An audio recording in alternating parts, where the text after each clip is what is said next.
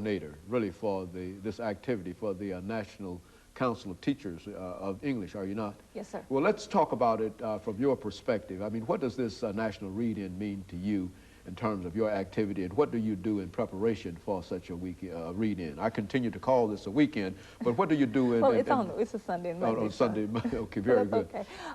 I send packets out to people across the state, trying to make sure the information is there for the people.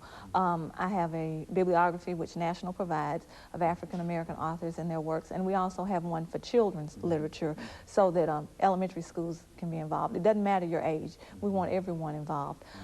Locally, I work with the Nashville Counseling, try to get people involved. Some of the things we do in schools, one school last year, they just stopped. And for 30 minutes, everybody in the building read a work by an African-American author. And that was a custodian, a secretary, a teacher. If you were visiting that building, we had information when we gave you something to read by an African-American author.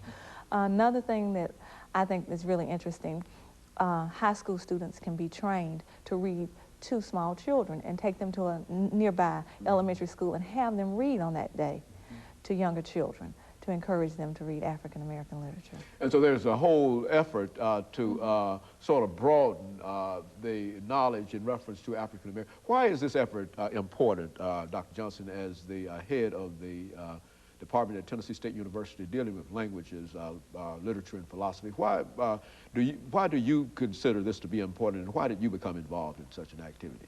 Well, this is important because this is another one of those efforts to increase the literacy level in the country, and it also is a way of providing the kind of diversity needed for all of our citizens to read the works of various kinds of authors. So for the African-American read-in, we're focusing on African-American writers, and many times if we take the time out, take an hour out per year, we have an opportunity to explore some things that we've never done before, look at some writers we've never thought about, maybe actually sit down and read something we say we've been going to start, and that kind of thing. You know, Dr. Merritt, I think you indicated earlier that the national organization produced a bibliography, and that will give us an opportunity to talk about some of the authors that the two of you are dealing with during the National African American Weekend. Let's look at some of the authors on that bibliography, and perhaps, if you possibly can, give them to us in some kind of form so that we can sort of group them together. What do you consider to be some of the most important and significant works on the list that was given to you by the national organization? Richard Wright's Black Boy. There's so many. More recent, B.B. Moore Campbell. I can't even think of the novel. Help me, Gloria. Well, and I think when we promote recent authors as well. Struggling to Be Free by Markham Who. He's a Memphian, and he just published that, and we encourage James Baldwin, just the whole gamut. Nikki Giovanni, who is a Tennessean. Of African-American. And for small children, I recommend Patricia and Frederick McKissick, books like Flossie. So. Well, and of course, Dr. Johnson, one of the things that we find in reference to African-American literature, and I think you indicated earlier, not many people are familiar with African-American literature, and therefore they miss a sort of a diversity that is a part of the of American literature.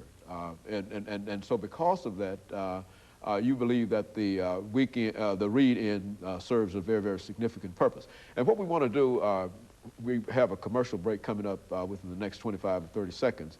But when we finish our commercial break, we want to come back and we want to at least identify some of the themes that you find in African-American literature. I know that as a teacher, Dr. Merritt, of literature at Stratford High School, there are certain basic themes that you talk about in those classes, and we want to share that information with our audience this morning about so that when they do think about African-American writers, they can think of these themes.